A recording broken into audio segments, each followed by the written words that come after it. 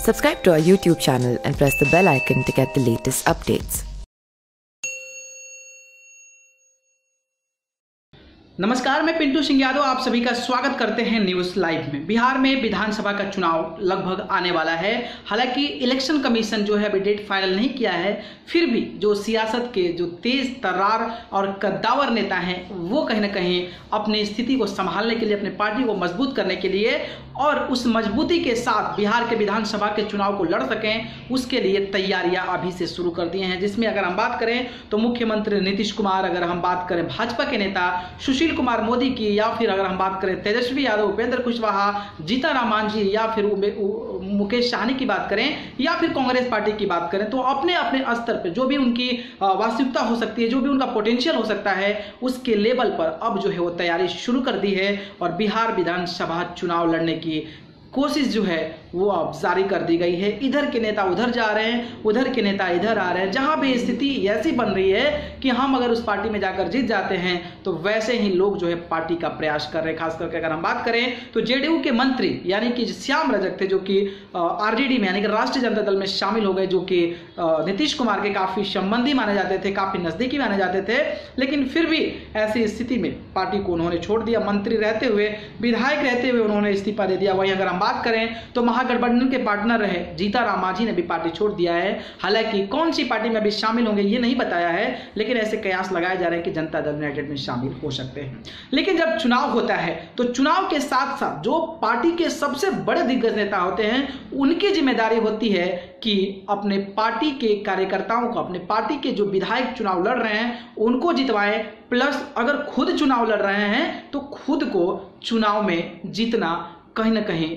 साबित करना पड़ता है, तभी जाकर आपकी आगे पूछ होती है और आगे जाकर आपका भविष्य तय होता है। ऐसा नहीं कि आप बहुत पार्टी के बहुत बड़े नेता हैं, आपके विधायक हार जा रहे हैं और आप खुद हार जा रहे हैं, तो फिर आपकी शक्ति, आपकी पोटेंशियल जो है वहां पर नजर नहीं आती है। सेम सिचुएशन आजकल जो चल रहा है वो तेजस्वी यादव और तेज प्रताप यादव को लेकर चल रहा है। खैर, तेज प्रताप यादव की बात छोड़ दें तो हम तेजस्वी यादव के बारे में आज बात करेंगे। और आप सभी को पता है कि आरजेडी का नेतृत्व तेजस्वी यादव के नेतृत्व में हो रहा है और वही जो है पार्टी की पूरी कमान के साथ बिहार प्रदेश में लड़ाई लड़ने के लिए तैयार है। लेकिन जिस तरीके से ऐसा कहा जा रहा है कि तेजस्वी यादव के लिए यह चुनाव काफी ज्यादा महत्वपूर्ण है, महत्वपूर्ण इसलिए है क्योंकि महागठबंधन के साथ चुनाव लड़ना है और शायद ये तेजस्वी यादव का पहला चुनाव है जो कि वो अपने दम पर पार्टी के साथ गठबंधन को लेकर खुद के बल पे चुनाव लड़ने वाले हैं और लालू यादव जो हैं वो जेल में बंद है। तो उनकी एक बहुत बड़ी रिस्पॉन्सिबिलिटी और बहुत बड़ी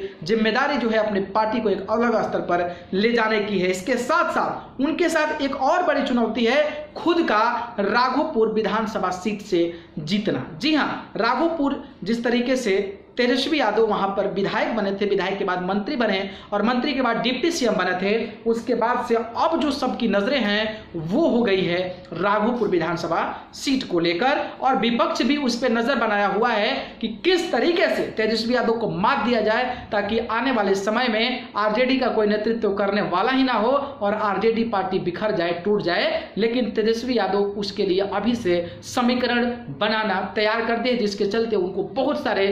बड़ी मुश्किलों का, चुनौतियों का सामना करना पड़ रहा है। जी हम जिस तरीके से बात करें तो तेज प्रताप की वाइफ जो तेजवर्या है, तेज प्रताप ने उनको तलाक दे दिया था,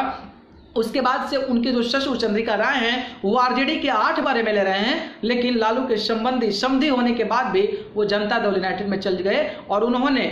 मीडिया कर्मियों से बातचीत करते हुए संदेश दे दिया कि जो बेटी है वो कहीं ना कहीं दोनों के खिलाफ चुनाव लड़ सकती है। तो अगर यादव कैंडिडेट के खिलाफ अगर यादव कैंडिडेट उतरे जो कि उनकी बहू हो, जो कि प्रताड़ना का सामना करके इस तरीके का माहौल बनाया गया है, तो कहीं ना कहीं तेजस्वी यादव के लिए जो नेतृत्व है काफी महंगा पड़ सकता है। हो सकता है कि आने वाले समय में चुनाव में उनको काफी ज्यादा मशक्कत करना पड़े। इसी को लेकर तेजस्वी यादव जो है अब रण में कूद गए हैं और अपने सीटों के साथ साथ पूरे बिहार के सीटों पर बचाव करने के लिए, जीतने के लिए ज़्यादा से ज़्यादा प्रयास कर रहे हैं। अगर हम बात करें राघोपुर विधानसभा सीट की तो राघोपुर विधानसभा सीट काफ़ी हॉट सीट मानी जाती है। खास करके अगर हम बात करें तो लालू प्रसाद यादव भी वहां से विधायक बन चुके हैं। इसके बाद अगर हम उनकी पत्नी राबड़ी देवी की बात करें तो राबड़ी देवी वहां से एमएलए बन चुकी हैं और ये जो विधानसभा क्षेत्र आता है वो वैशाली वैशाली के लोकसभा क्षेत्र में ये विधानसभा क्षेत्र आता है और इससे पहले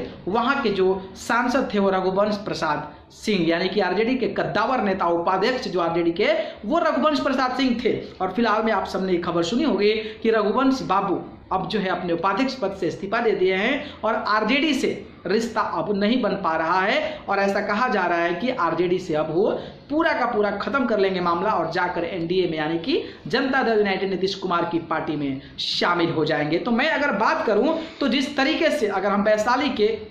इस विधानसभा राघोपुर विधानसभा सीट की बात करें तो वहां पर राजपूत जो वोटर्स की संख्या है वो लगभग 60,000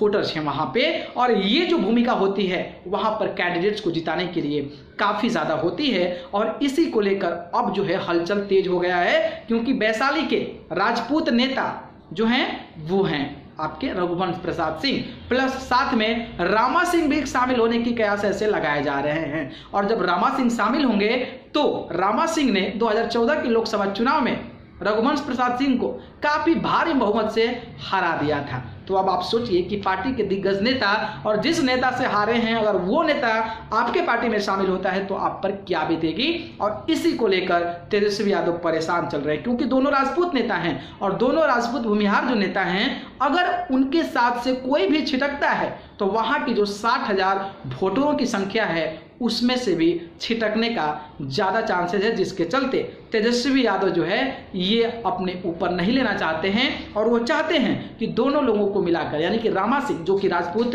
नेता हैं और रघुवंश प्रसाद सिंह को मिलाकर चला जाए ताकि वहां पर जो राजपूत और जो भूमिहार वोट्स हैं उनको अपने तरफ आराम से आकर्षित कर लिया जाए और राघोपुर के विधानसभा सीट को आसानी से जीतकर बिहार में यह संदेश दिया जाए कि तेजस्वी यादव कमजोर नहीं है, वो भी अपने आप में काबिलियत रखते हैं किसी विधानसभा से खड़े होते हैं तो जीतने की। लेकिन इसको लेकर कई सारे पेच हैं क्योंकि रघुवंश प्रसाद सिंह मान नहीं रहे। तेजस्वी यादव ने एम्स में आकर जो कि कोरोना पॉजिटिव हो गए थे उसके बाद से नेगेटिव हो गए हैं लेकिन फिर भी वो निमोनिया की बीमारी से पीड़ित है। लेकिन तेजस्वी यादव के मनाने के बाद भी रघुवंश प्रसाद मानने को तैयार नहीं है और उधर रामा सिंह लगातार चेतावनी दे रहे हैं कि हम जो है कोई पूरा का पूरा आरजेडी में शामिल हो गए हैं। और इस प्रकार की अगर घटना होती है इसमें से कोई और छिटकता है तो वहां पर राजपूत और भूमिहार वोटों पर काफी असर पड़ेगा जिसमें कि तेजस्वी यादव का हार का सामना नहीं करना पड़ सकता है। अगर हम बात करें मुस्लिम यादव समीकरण को लेकर तो एमवाई समीकरण में अगर ऐश्वर्या राय वहां से खड़ा हो जाती है